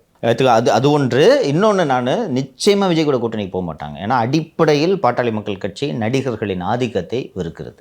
ஏன்னா விஜயகாந்த் வந்த பிறகு தான் பாமகோட ஓட்டு நிறைய டேமேஜ் ஆச்சு, உங்களுக்கு நினைவு இருக்கும். அவர் அடிப்படையில் ஐயாவுக்கு பிடிக்காது, ஏன்னா கட்சி அரிச்சிரும்ட்டு நினைக்கிறார் இளைஞர்கள் பூரா. மாநாடு நடக்கிற முந்தின நாளுக்கு தமிழக வெற்றி கேட்கறது என் கூட இணைஞ்சிட்டாங்கன்னு ஒரு ஃபோட்டோ பண்ணாங்க அடிப்படையில். ஸோ அதுக்கு சாத்தியமே இல்லை. சரி, இப்போ விஜய் கூட யார் வருவா? இல்லை, கட்சியிலே இல்லை. சரி, இப்போ கட்சியே இல்லாமல் விஜய் தனியாக போட்டிட்டு என்ன ஆகுன்றது தெரியும் இல்லையா? அப்போது 200+ கூட்டணி கனவை, 200+ என்ற எண்ணிக்கையின் கனவை தவிடுபொடி ஆக்குவதற்கு விஜய் முன்னால் இருக்கக்கூடிய ஆப்ஷன்ஸ் என்ன? அதிமுக, பிஜேபி கூட வாய்ப்பே கிடையாது. மணிப்பூர்ன்ட்டு ஆரம்பிச்சாரு, மணிப்பூரை பற்றி பேசினாலே காண்டாவாங்க.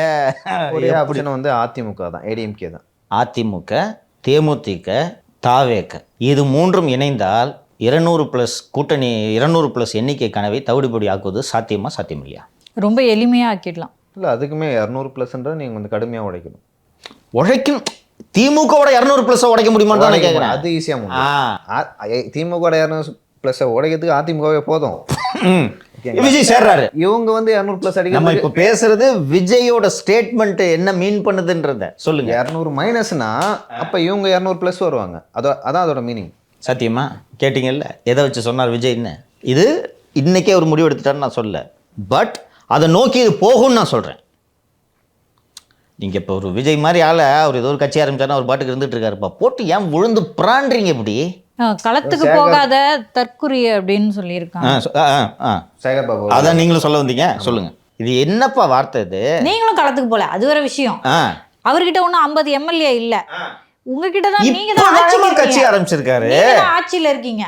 அப்புறம் நேத்து ஃபங்க்ஷன்லயே அவர் சொல்லியிருக்காரு, சிம்பாலிக்கா எல்லா விஷயத்தையும் செஞ்சுட்டு இருக்கீங்க, போட்டோ ஷூட் பண்ணிட்டு இருக்கீங்கன்னு சொல்றாரு. அதனால நாமளும் சிம்பாலிக்கா சில விஷயங்களை பண்ண வேண்டியிருக்கு அப்படின்ற விஷயத்தையும் அவர் சொல்லியிருக்காரு. அவர் ஒன்றும் ஓடி ஒளியல. இந்த வார்த்தை எதுக்கு மாலதி? ஒரு கட்சி ஆரம்பிச்சிருக்காரு, நேத்து சேகர்பாபுட்ட மைக்கு போடுறாங்க, ஆதவர்ஜனா யாருப்பா, யார் அதுன்னு கேட்குறாரு. தெரியாது உங்களுக்கு? அப்படி தானே? சபரிசன்ட்ட போய் கேள்வி சொல்லுவார். 1150 கோடி வாங்கினீங்கல்ல, சபரிசன்ட்ட போய் கேளுங்க சொல்லுவார். ஏய் கம்முன்னு இருப்பா, திருப்பி கேட்டுற போகிறான். என்ன ஆணவ பேச்சு உங்களுக்கு? ஆதவர்ஜன் யாருன்னு தெரியாது சேகர்பாபுக்கு? இன்றைக்கி இது என்ன வார்த்தை? தற்கொலைன்னு. இப்போ நீங்கள் தான் விஜய் மாலதி, சரியா? நீங்கள் ஒரு கட்சி ஆரம்பிக்கிறீங்க, ஏதோ நம்ம ஆட்சி நடத்தலாம், அரசியல் பண்ணலான்னு நினச்சிட்டு இருக்கிறீங்க. உங்களை ஏற்கனவே உங்களோட சினிமா ஓட விடாமல் 2006 உங்களோட படம் காவலன் தானே? இந்த படம் காவலன், அந்த படத்தை நல்ல படமா? அது ரொம்ப நல்ல படம். ஒழிச்சு கட்டினாங்க தேட்டர் கொடுக்காம. அப்போ சன் பிக்சர்ஸ் அன்று முதலே உங்களுக்கு ஒரு கோபம் இருந்துகிட்ருக்கு. அதுக்கப்புறம் தொடர்ந்து சொரிஞ்சு விட்டுட்டு இருக்காங்க. சரி ஒரு கட்சி ஆரம்பிக்கிறோம், ஏதோ நம்ம ஆரம்பிக்கலான்னு பார்த்தா ஆரம்பிச்சானிலேருந்து விழுந்து கட்டிச்சு புறான்றது. 1000 பேச்சு பேசுகிறீங்க நீங்கள். அவர் பதிலுக்கு வந்து வாரிசு அரசியலை, குடும்ப அரசியலை ஒழிக்கணும்னு சொல்லிட்டு பேசக்கூடாதா? அவ்வளோதானே சொன்னார். என்ன அப்போ நம்ம சோத்தையை பிடுங்கிக்கிட்டாரு, விழுந்து புறான்றீங்க. இப்போது உங்களுக்கு மனசில் எப்படியாவது இவங்களுக்கு தோக்கடிக்கணுன்ற எண்ணம் தோணுமா தோணாதா? ஒரு ஹியூமன் பீயிங்க்கு சொல்லுங்கள் சார். அவர் சாதாரண ஆள் இல்லை சார், ஏற்கனவே ஒரு சினிமா இண்டஸ்ட்ரியில் வெற்றி பெற்றவர். ரஜினிகாந்துக்கு அப்புறம் சூப்பர் ஸ்டார்னு சொல்லிட்டு இருக்காங்க அவரை. ஸோ அவர் ஒரு சாதாரணமான ஆள் கிடையாது. அப்படி இருக்கும்போது அவருக்கு அந்த வெறி இருக்க தான் செய்யும். இயல்பா மனிதனுக்கு இருக்குமா? ஒரு எடுத்த விஷயத்துல ஜெயிச்சு காட்டணுன்ற ஒரு வெறி இருக்குமா? அப்போது இன்னொரு ஆங்கிள்லேருந்து பார்ப்போம். தனியாக நிற்கிறாருப்பா, ரைட்டா? லியோ கேட்டதுக்காக எல்லா சீனரியும் ஒர்க் அவுட் பண்ணிட்டோம். இப்போது நீங்கள் சொன்னதை வச்சு விஜய்க்கு மனசில் இவங்களை வீட்டுக்கு அனுப்பணுன்றது உறுதியாக இருக்கார் இல்லையா? சரி, இப்போ விஜய் தனியாக நிற்கிறாருப்பா, எத்தனை சதவீதம் வாங்குவார்? 10லேருந்து 15. 15 ரொம்ப அதிகம் தம்பி. அண்ணன் சீமானே வந்து 8 தான் இப்போ வாங்கியிருக்காரு. 13 வருஷத்துக்கு அப்புறம் சீமானுக்கு அட்லீஸ்ட் ஒரு உட்கட்டமைப்பு இருக்கு. விஜயகாந்துக்கே வந்து 10.5 நம்ம வந்து லைக் 12ன்னு வச்சுக்கோப்பா. நான் அதோட எக்ஸ்பெக்ட் பண்ணுறேன். சரி 15ன்னு வச்சுக்கோப்பா. 15 எத்தனை சீட்டாக மாறும்? அது 15%. 15னா ஒரு 30-40 சீட். சீட்டாலாம் மாறாது, ஓட்டுகள் சிதறும். நான் அப்படி சொல்ல ஒரு கூட்டணி வச்சு அப்படி வரும். பட் நீங்க சீட்டா கன்வெர்ட் ஆகும். அவர் ஜெயிப்பாரு 1-2. அதான் 1-2 இல்லையா? ஓட்டுகள் தான் சிதறும். இந்த அப்போ 15% வாங்கி 1-2 சீட்டு வாங்கி மீண்டும் திமுக ஆட்சியில் அமர்த்துறத விஜய் விரும்புவார். சரி, அப்படி மீண்டும் ஆட்சியில் அமர்ந்துட்டா விஜய் என்ன பண்ணுவாங்க? இப்போவே புறான்றவங்க இன்னும் 5 வருஷம் 31 வரைக்கும் யோசிச்சுப்பாரு. ஏற்கனவே வேலையை விட்டு வந்துட்டாரு.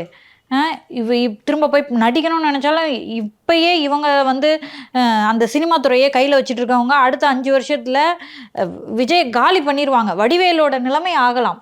திமுகவோட 200+ கனவை தகர்க்க விஜய் எந்த எல்லைக்கும் செல்வாரா மாட்டாரா? அந்த எந்த எல்லைக்கும் செல்வார் என்பதில் அதிமுகவோடு கூட்டணிக்கு சாத்தியம் என்பதும் அடக்கம். இதெல்லாம் யோசிச்சுட்டு தான் வருவாங்க. டைம் இருக்கு இன்னும், ஓகேவா? ஆனால் அதை நோக்கி இது பயணிக்கிறதுன்றது மட்டும் நம்ம உறுதியாக சொல்ல முடியும். விஜய் அவர்கள் பேசியதுக்கு வந்து அண்ணன் சீமான் ஒன்றும் எனக்கு கருத்து சொல்ல. எனக்கு வந்து கருத்து சொன்னால் அது வந்து எந்த அளவுக்கு இருக்குன்னு தெரியும். அவர் சொல்கிற கருத்துலேயே கண்டுபிடிச்சிடலாம் என்ன அண்ணன் பேசுகிறாருன்னா. யார் சொல்லி கொடுத்துறாங்கன்னு நமக்கு தெரிஞ்சிடும். ஸோ அண்ணா இன்னும் பேசலை. ஸோ பொறுத்து வந்து பார்க்கலாம் சார். நம்ம ஆக்சுவலாக ஆல்மோஸ்ட் எல்லாத்தையும் கவர் பண்ணிட்டோம். எஸ். ஸோ பொறுத்து வந்து பார்க்கலாம். இதுக்கு வந்து ரியாக்ட் பண்ணுவாங்க பொலிட்டிக்கல் பார்ட்டிஸ். ஓகேவா? இது தொடர்பாக நம்ம வந்து அடுத்த அரசியல் அரசியல் பேசலாம். நன்றி உங்கள் கருத்துக்கு. நன்றி லியோ, நன்றி மாலதி. நானும் இன்றைக்கி வந்து இதை இன்டெப்த்தாக ஏன் அனலைஸ் பண்ணணுன்னு நான் விரும்பினேன்னா, தொடக்கத்திலே நீங்கள் சொன்னது மாதிரி 2026 தேர்தலுக்கான ஒரு பொறியை வந்து நேற்றைய நிகழ்வு வந்து ஸ்டார்ட் பண்ணி வச்சிருச்சு. ரொம்ப முக்கியமான ஈவெண்ட்டாக தமிழ்நாட்டோட பொலிட்டிக்கல் லேண்ட்ஸ்கேப்பில் அந்த நிகழ்வு வந்து ரொம்ப முக்கியமான ஒரு நிகழ்வாக பார்க்குறேன். பின்னாளில் வரலாற்றில் படிக்கும்போது ஒரு புத்தக வெளியீட்டு விழா இல்லை, தமிழக அரசியல் வரலாற்றிலே இது முக்கியமான ஒரு நிகழ்வு அப்படின்னு பார்க்குறேன். அதனால தான் ரொம்ப த்ரெட்பேராக டீட்டெயிலாக அனலைஸ் பண்ணணும் அப்படின்றதுக்காக தான் இதை பண்ணோம். ரொம்ப நல்லாவே போச்சு டிபேட் அப்படின்ட்டு நான் நினைக்கிறேன். ரொம்ப நன்றி. ரொம்ப நன்றி சார்.